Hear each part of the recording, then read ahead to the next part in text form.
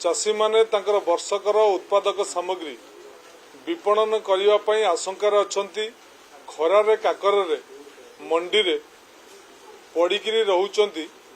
तांकर उत्पादित शस्य को बिक्री करने पर से प्रसंग को विजु जनता दल मुख्य प्रसंग करिथिला एबे भी मुख्य प्रसंग करिछि जे पर्यंत ओडिशार चाषी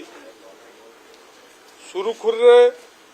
तांकर वर्षकर उत्पादक को विपणन करिवे नाही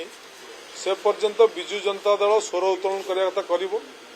तेणु आज द्वितीय अधिवेशन प्रथम दिवस रे शून्य काल रे विजु जनता दल चाषी प्रसंग उठेबा सहित राजनगर रे आत्महत्या करिथिबा चाषी भाईर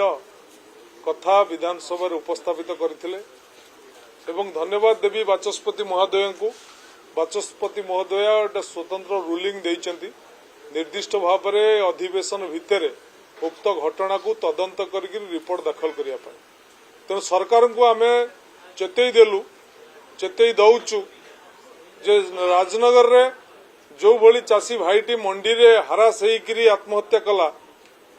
जदि मंडी समस्या समाधान न हुए ओडिशार समस्त चाषी सुरुखुरी धान उत्पादित शस्य दबार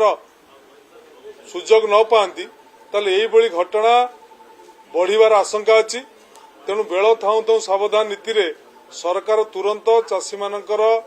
जो धान को तुरंत उठेबा व्यवस्था करत।